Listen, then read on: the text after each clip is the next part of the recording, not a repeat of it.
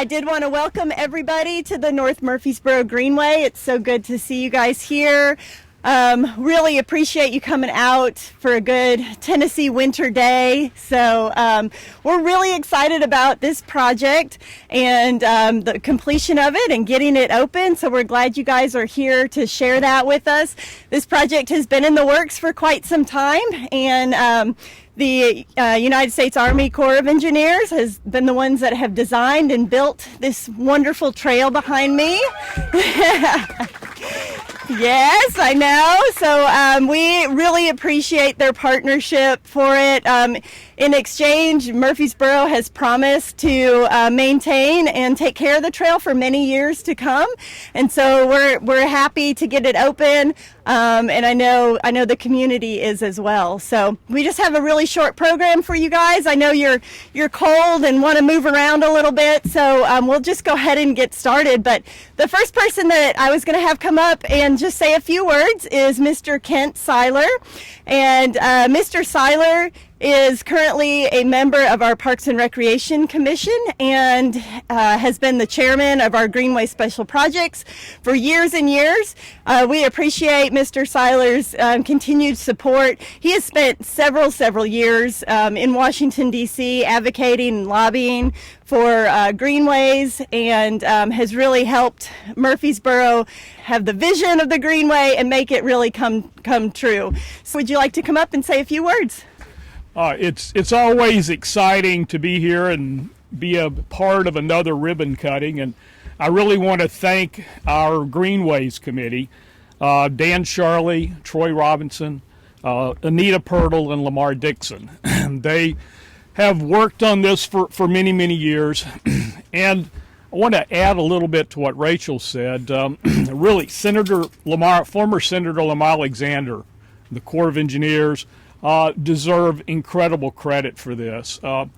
My former boss, Congressman Bart Gordon, funded the first part, was out of office, so he was a constant thorn in Senator Alexander's side, talking about how we needed the money to take it another step. And I'll tell you, I haven't told this story really much, but it's true. He and Senator Alexander worked together on Middle Tennessee Boulevard. And we were at the dedication for that. And Bart had the opportunity to introduce Senator Alexander. And he wasn't running for re-election. It was kind of, recognizing his career, Senator Alexander's. And Congressman Gordon gave him an extremely good but well-deserved introduction. I was looking up at the stage and I saw the Tennessee flag and I saw the American flag, which just epitomizes Senator Alexander. He has done so much for us. It was the Better School program, the Better Roads program that Governor Alexander initiated that really set the foundation for a lot of things that's going on here. But it was in 2012 that, to me, he made the biggest contribution to the country. And, a guy that runs for president twice, he's a little bit ambitious. And so he was in line to be majority leader of the United States Senate. And he made the decision that you can't be trying to beat senators in the other party on the weekend and then come and work with them in the week for good legislation for the country. So he gave up his ambition to be majority leader of the United States Senate to be really the premier legislator that we have in the United States Congress now. Anybody that wants a major bill wants Senator Alexander as a partner. Anybody that's got a little bill wants to slip it in to one of his bills, because that's how it gets done. And I predict, and I hate to see him go in a year and a half, but I predict that he may be gone physically, but he will live on, because the term Alexander will become a verb. And every time people feel like this is something we've got to get done, this is legislation we've got to get passed, they're going to say, we've got to Alexander this. Which means we've got to sit down, work together, find some common sense solutions and move forward. So, Senator, you're going to live on forever as a verb. And Senator Alexander came back, sat down, and looked at him and said, "You're going to get the money for that Greenway." So, and sure enough, it wasn't very long where I got a call and they said, we got the money. So that was exciting. I had a chance to get out here and walk this greenway this on Saturday. It was nice. And I tell you what, everybody's going to love it. It has some great vistas, and appropriately, it doesn't have an end. It has a loop. And I think that's symbolic because if we keep doing our work, we're going to keep marching toward Smyrna and their greenway system, marching toward Laverne and their greenway system, and eventually join in with Nashville's. So every one of these ribbon cuttings gets us a little closer. And not only the Corps, this wouldn't happen without the city of Murfreesboro's commitment. We've had a long-term commitment from mayors. Mayor McFarland has carried that forward. Our city council, our rec commission, we've really had a lot of great partnerships over the years that's kept this moving forward. So I hope this is just another step. Right now, I want to take the opportunity to introduce Lieutenant Colonel Joe M. Saul. He assumed command of the Nashville District on July 1st, 2021. As commander and district engineer, Lieutenant Colonel Saul manages the water resources development and navigable waterways operations for the Cumberland and Tennessee River basins, covering 59,000 square miles with 42 field offices touching 7 states and a workforce of over 700 employees.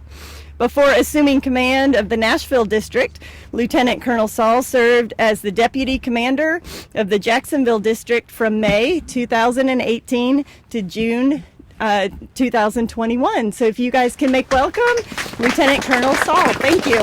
I am very humbled and excited to be here. One of the privileges of being a commander with these long-term projects that have taken so much effort, so much coordination, so much partnering, is when you get to come out for the ribbon cutting and stand there in those kind of pictures.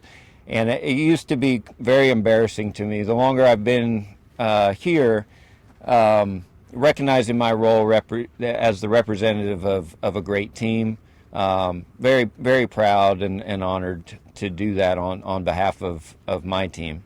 I'd also, I want to be careful going into thanking and appreciating, because I just say that there's probably a limitless number of folks that were heavily involved in this kind of project.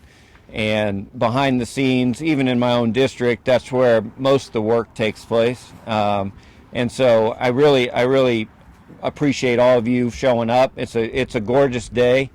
But the other option was sitting in the bowels of the beast of the federal building and churning away on problems. And so I'd say any day you get to get outside and see something like this is a great day, and especially with the people that represent this project. The Corps of Engineers, where we are in our history right now, and as we're led and directed through the administration and Congress, a real focus on engineering with nature, on taking a step back from where our main focus was on energizing the economy back when we first pushed out, and how do we move commerce up and down the waterways, how do we start protecting vulnerable populations. And we did a lot of things that were very effective in that, but with not a full understanding of the impacts to the environment. And I'm just so proud to be partnered with you in something like this that isn't necessarily a monetary value that I can put on a piece of paper to say I'm saving lives with this type of project, or we're generating a lot of money doing something like this. These projects are harder to get pushed through.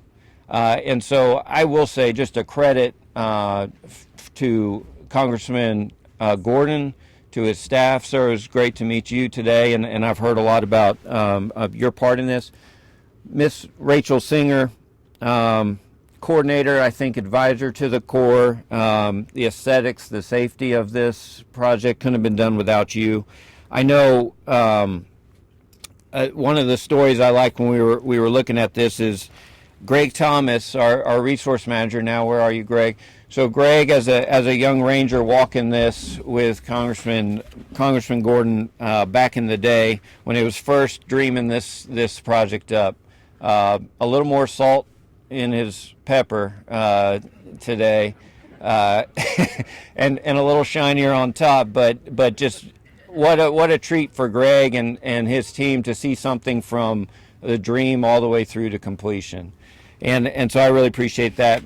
I do also want to recognize Angela Jackson, Nate Williams, continued work and effort since phase 1 to get us to where we are today. I think Kent Seiler, just a member of the Parks and Rec Commission and as the former aide to Bart Gordon, and I know a continued confidant and friend to him. And so thank you for that. For my team, Peter Carr, I mistook Peter Carr for somebody's child today, but he is a grown individual and put a lot of effort into this, along with Lieutenant Connor Kane